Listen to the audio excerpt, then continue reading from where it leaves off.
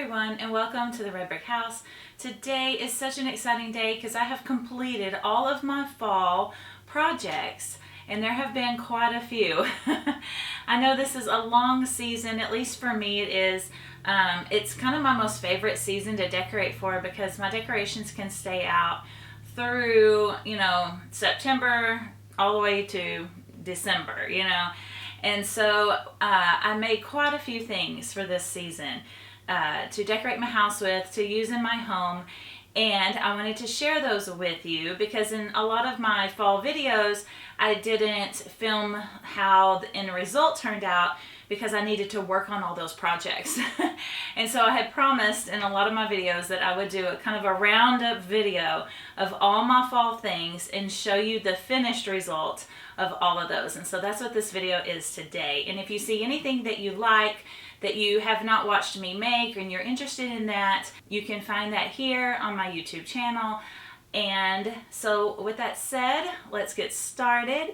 I had promised or had said I was going to do a room tour, but I changed my mind on that because we have a lot of windows in our living room, I guess, our living room, dining room, and it's very bright, and so it's almost too much natural light coming in, and it kind of floods out the camera. It doesn't look very good, and so I just decided to film in here where I normally film, but I am going to show you everything and how it looks. So let's get started. Okay, first I'm going to talk about these little coasters. I did finish these on, I think in that video, but I wanted to talk about how much I love them. They are the perfect thickness. I haven't had any trouble with anything leaking through. They've just been great. The only thing that I would do different about these is that I kind of wish they were a little bit bigger. When I washed them, they kind of shrunk up a little bit. And so that's the only thing that I would really change about them. I still think they're really cute and I really enjoy them. We've been using them and haven't had any problems. And so I just wanted to give you that little review on those. And then from that video, it gave me the idea to make some pot holders. And so I made these much, much thicker than these. And I put a towel in here. So this is something that my mom used to do. Now, she didn't make them with these ragged edges. She would not have liked that, I can tell you that. She would have, folded in the edges. I can remember her making some out of corduroy that was just old, like leftover fabric. It wasn't old, but it was just leftover fabric back when, people used to make a lot of things out of corduroy. And she used that for the backing, and then she put old towels like this in the middle. And so that's what gave me the idea to put the swim towel in there. And I really like it. We've also been using these. And again, I haven't had any trouble. No heat goes through or anything. My husband tested them out first because he does a lot of cooking. And he liked them. He said that, he held the pan. He sat there and held the pan on them like for quite a bit after taking it out of the oven just to test it. And nothing burned on here. Nothing melted. Nothing burned. He didn't feel the heat. He was like, I can kind of feel the heat, after a minute or two, but you're not going to be holding the pan that long usually. At least I don't. But so yeah, these worked out great. I also like, that I did the stitch in between here and here because that helps it to kind of have that natural bend, which is helpful. I have gotten brand new pot holders before that you can't even close them to bend them until you use them a few times. And even then, they're just really stiff. And so putting that there, I didn't realize it really when I did it, but putting those stitches like that really helps it to be easy to fold and bend and just fits really good in your hand. Now, I know someone had asked me about the size of these. And I did measure them and answer her. I think it's in the comments of that video. But you could use any size you wanted. If you thought these were too big, you could make them a little smaller. I just used my own hand, and I just made sure that it covered my hand. So you can see there, even though my husband, like I said, my husband does a lot of cooking. I do baking, but since we're on this health journey diet kind of thing, we're not doing a lot of baking right now. But, you know, it was fine for his hand too. He didn't have any trouble using it. So, so just note that. And so let's move on to the next one, which is the hand towels. And these were the knitted hand towels. I just posted this video last week. I used the buttermilk tea towel free pattern from Wildberry, and I have loved these. Now I haven't washed them yet. I only put this one up on my kitchen rack, but I don't even think that I have used it. I put it up there yesterday and I took it back down because this is a fairly new project that I have just now finished. So I can't tell you, you know, I can't give you a review of how well they work as far as hand towels go.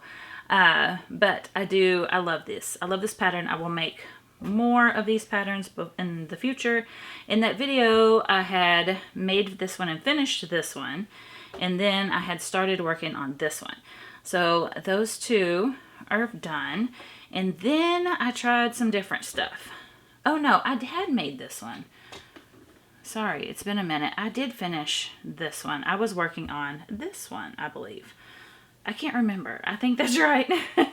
Anyway, it doesn't really matter. But this one, I played around with the color, and I had this dark olive green as my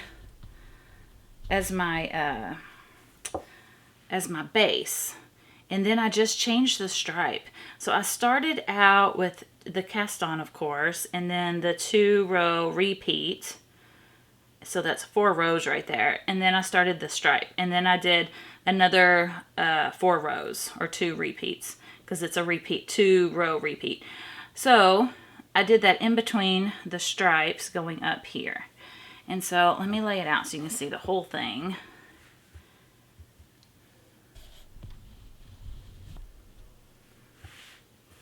And there it is. I really like this color pattern a lot.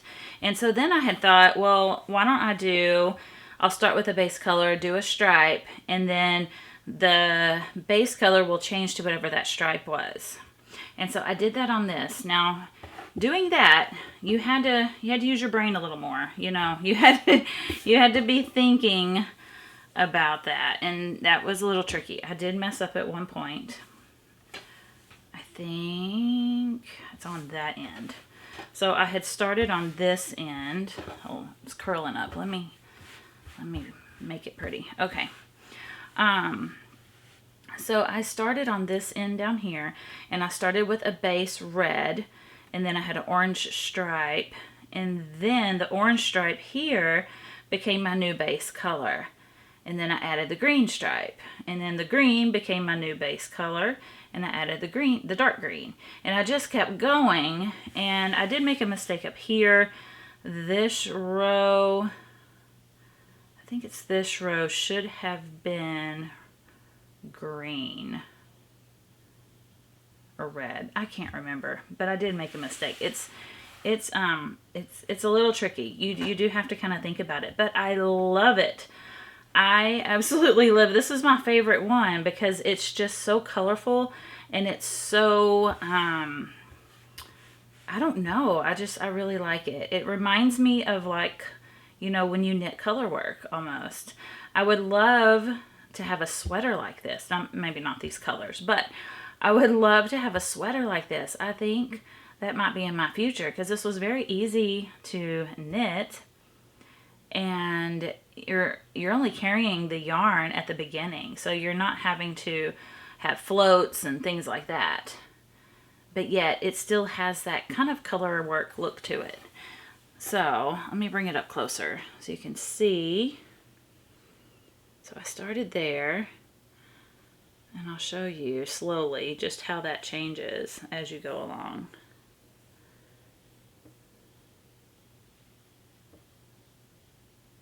So let me know what you think. I like it.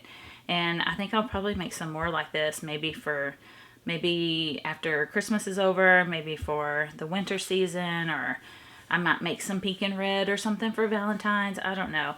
But I think I will definitely come back to this pattern and make some more things like this because I really enjoyed it. Okay, now I'm going to show you my quilts. Okay, so here we have the quilt that started it all. This was my fall Kawandi, and I really like how it turned out. I'll kind of zoom in so you can see some of these little patterns.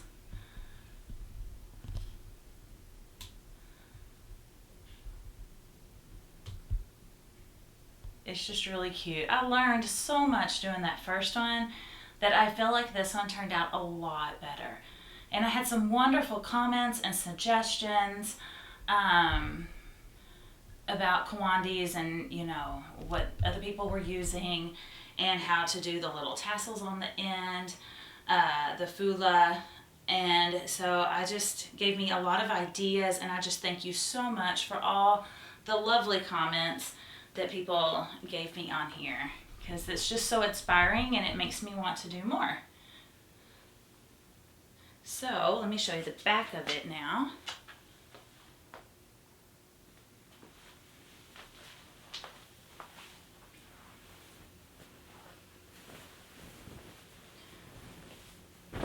I love both sides. So I've been using this on the back of one of my chairs because my cats love to sleep on our couches and our chairs, and I've been loving, you know, looking at this every day and using it. I've used it a couple of times in the early mornings. It's getting quite cool here, and I'll go outside and feed the birds and watch them, and I'll sit with a blanket on me. It's so wonderful. So anyway, let's move on to the next quilt. Okay, so this was the next quilt I did, where I purchased this fabric already made, already pieced together, and all I did was make a quilt sandwich, and I did all the hand stitching and quilted it like you would do any quilt top. And I loved this. I love how it turned out. I think it looks really cute. I don't know. I think it was just, it saves you that work of making a quilt top. And I think if you love the fabric like I did with this one, then why not? Why not make it like that? You know, why not use that? So I'll zoom in so you can kind of see some of my stitch work. I might need to bring it in closer. I'm not sure if you can see it, but I'll kind of pan over it. You can kind of see it there in those dark spots there with the dark denim. But all I did was a grid. I just went along their seam line, and then I went in the opposite direction. So I had to go across some of these fabrics, which kind of makes them have a little blocky look. I have not washed this yet, but I think once I do, I should have washed it before I made this video and see if it kind of puffs up and kind of you get that really quilted texture.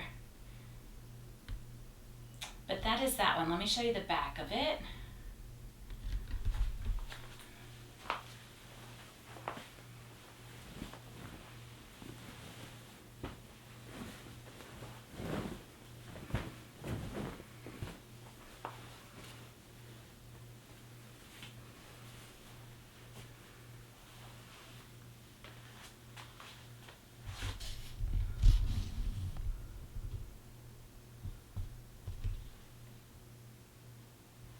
Okay, now this is just a plain wheat pattern. I don't know how well you can see that. And like I said, I think after I wash it, it will kind of puff up. But I can kind of see the texture where I did my stitch rows. And I love that. So this was a joy to hand knit, to hand sew. It was a joy working on that. Okay, now let's move on to the last one. Okay, and here is the last one. Now this one took me the longest. out of all of them. It took me even longer than the Kawandi, and I did enjoy doing it, but I didn't enjoy it as much as the other two, and that is because I chose to stitch around the little printed on patchwork squares, and that made for very tedious stitching. You know, I had to stop and start and stop and start and sew in the different directions sometimes, and it just made it a lot harder than I kind of had thought it was going to be. And I think I even said in that video, if I was going to do it again, I would just either plan out a grid, or I would just do kind of some, oh, I don't know if it has a name, but just kind of some random quilting. Just kind of letting my needle wander, go where it wanted to go, and kind of create a design of my own. I think that would be really fun, actually, to do. And I may do a quilt like that. I don't know if that's a thing or not. I know you can kind of do that on your sewing machine, and there's kind of different patterns you can follow or make. But I thought about, what if I just quilted, just sewing, you know? I don't know how that would turn out. But anyway, let me show you the back of it. It's pretty interesting on the back.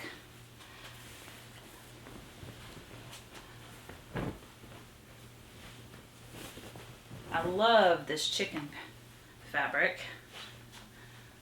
It's really cute. Oh, I am zoomed all the way in, aren't I? Well, I'm gonna get a little closer. We'll see. Maybe the lighting will be a little bit better if I do it this way. Sorry for the bad filmography, y'all. But you can see the stitch work in there. I don't know what to call it. It's very busy. I mean, it kind of blends in with the chickens, so it's okay. I don't not like it or like it, either way, really. It's just kind of interesting. And so I'm fine with that. You know, this was a lot of hard work here. So I'm going to be happy with it, you know, however it turns out. But I love this little pattern with the chickens and the make-believes. I already said that, I know, but I love it so much. And the way I do my borders, I'm going to talk about that for a second, because I don't see a lot of people doing it this way.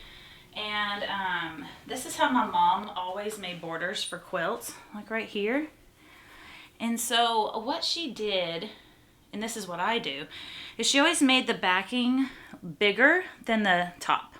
So the bottom part was always bigger than the top, and then she would just fold it over again, just like you would do a hem on a dress or something, and then just sew it down. And it's so simple and so easy. I'm not sure if that's a thing, there's a particular name for that. I'm sure it is. I'm sure my mom didn't invent it. She probably just did the same thing that her mom did, or, you know, that's how things get passed down. But that's what I do. I don't make separate borders, edges for my quilt. Maybe I will one day, just see how it turns out. But especially when you're hand stitching everything, I think, you know, because that's what I like to do. I like to make quilts by hand rather than machine. I never knew that about myself until I started working on these things and doing this on YouTube. I really didn't do a ton of hand sewing before then, but I've really grown to love it. And so that has been such a blessing to me, is to see how my I don't know, my affinity for things changes over time and as I do things. And so anyway, I thank you so much for all your lovely comments and your suggestions. And I just am so happy that I am inspiring people. There have been a few people who have commented to me that I have inspired them to make something, or to make a quilt or a Kawandi, and that's just so lovely. And you guys inspire me too by watching my videos and commenting and giving me new suggestions, and I just love that. So with that said, thank you so much for watching. I hope you've enjoyed these fall videos, and I have something new planned for the future, and that will be happening next week. So join me next week for something a little different and new. So I will see you in the next video. Bye.